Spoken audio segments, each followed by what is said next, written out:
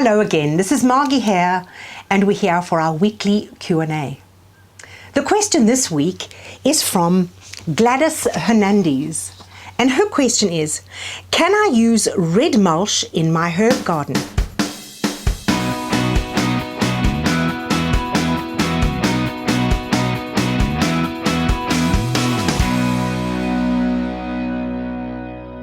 Now, it's difficult to imagine what you mean by red mulch, because some people consider the little rocks that you buy, and you can get white rocks, red rocks, brown rocks, red rocks, the little tiny stones that people use as mulch, that will definitely not prevent your herbs from growing, but it will not nourish the soil. So I don't recommend using those little red rocks, and also it heats up the soil too much and it chases the earthworms away. So I don't use rocks for that purpose. But you might be referring to red mulch as the wood chips that are red, a deep red color.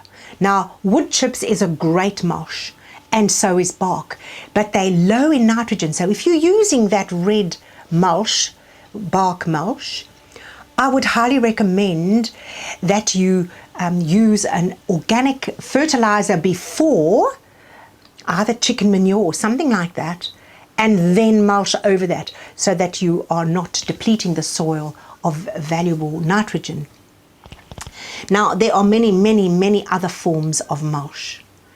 If you are cutting down trees or trimming bushes and you've got a mulcher, put it through the mulcher on the finest chip, and you can use all those sticks and branches and leaves as your mulch.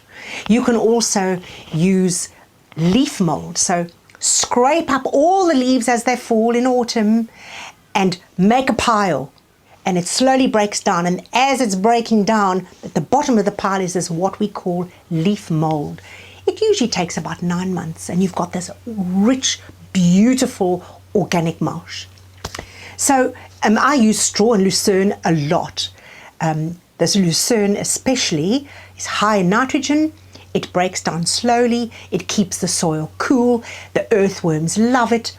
But there's a little negative factor which you must take into consideration.